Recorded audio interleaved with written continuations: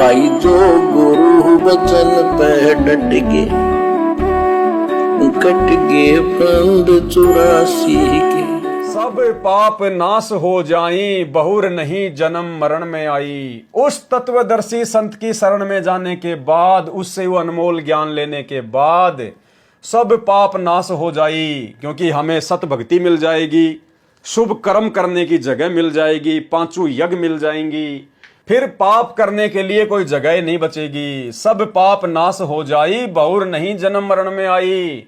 फिर 84 लाख योनियों में नहीं भटकना पड़ेगा।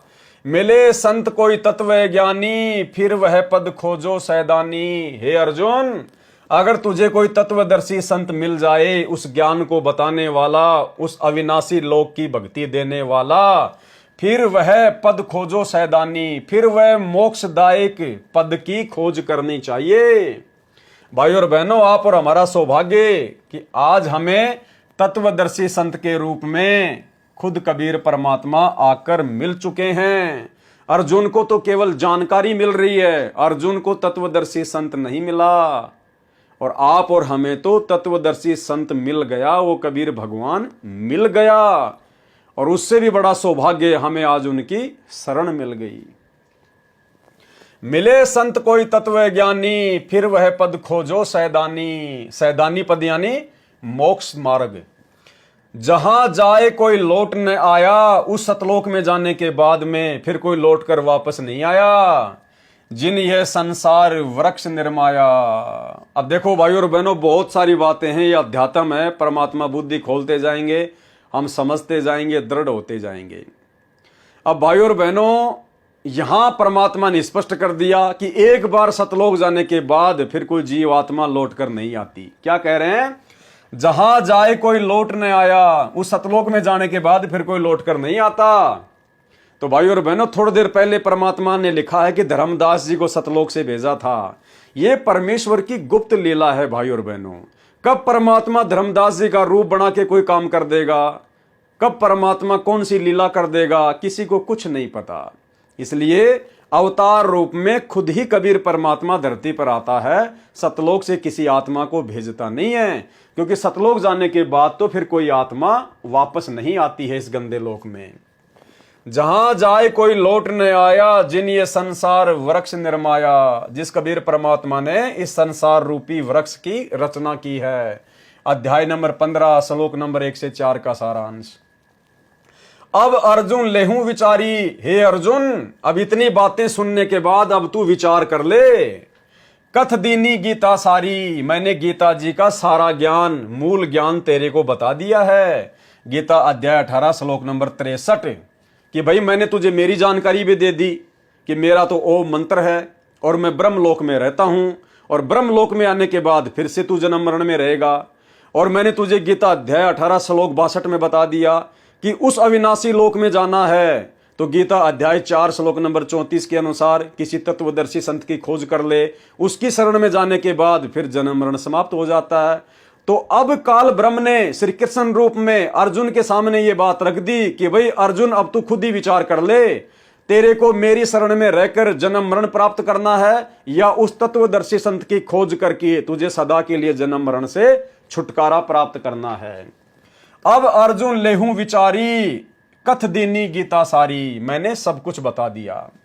गुप्त भेद बताया सारा, तू है मोकू आजिज प्यारा। हे अर्जुन, मैंने तेरे को गुप्त भेद बता दिया है, क्योंकि तू मेरा विशेष प्यारा है, तू मेरा प्रिय भगत है। गीता अध्याय 18 श्लोक नंबर 63। अति गुप्त से गुप्त भेद और बताऊं, कि तेरे को एक और गुप्त से गुप्त बात बताता हूं अर्जुन।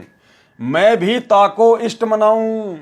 मेरा इष्ट देव भी, मेरा पूज्य देव भी, कौन कह रहा है? वो ब्रह्म श्री कृष्ण जी के माध्यम से काल कह रहा है कि मेरा इष्ट देव भी वही है, वही तत्वदर्शी संत मेरा भी इष्ट देव है।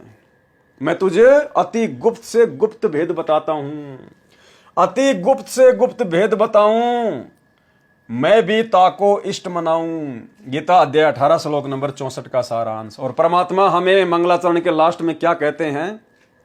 इंद्र कुबेर शरीर का, वरुण धर्म राय ध्यावे, सुमरत जीवन जी का मन इच्छा पल पावे।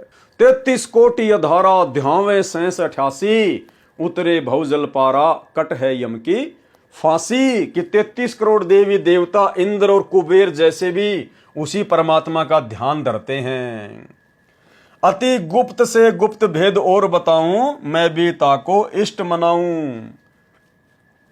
जे तू रहना मेरी शरणा काल ब्रह्म श्री कृष्ण जी के माध्यम से अर्जुन को कह रहा कि अर्जुन जे तू रहना मेरी शरणा, अगर तू मेरी शरण में रहना चाहता है, कबू ना मिट है जन्म और मरना, तेरा जन्म मृत्यु का रोग कभी समाप्त नहीं होगा।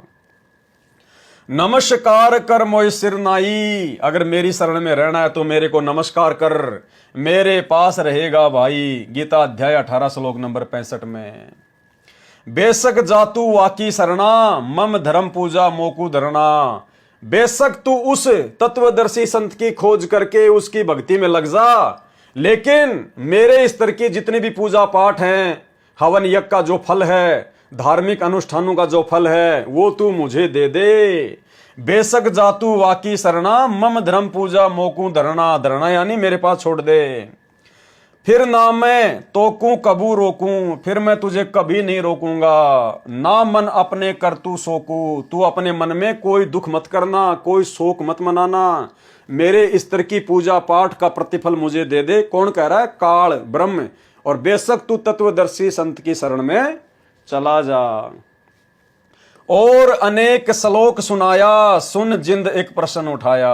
अब धर्मदास जी ने और बहुत सारे श्लोक सुनाए, और ये सारी बातें सुन के कबीर परमात्मा सतगुरु रामपाल जी भगवान ने, जो कि जिंदा महात्मा के रूप में थे, उन्होंने धर्मदास जी से एक सवाल किया। जो गुरु बचन पे डट के कट गे फंद 84 के, कट गे फंद 84 के, कट गे फंद 84 के।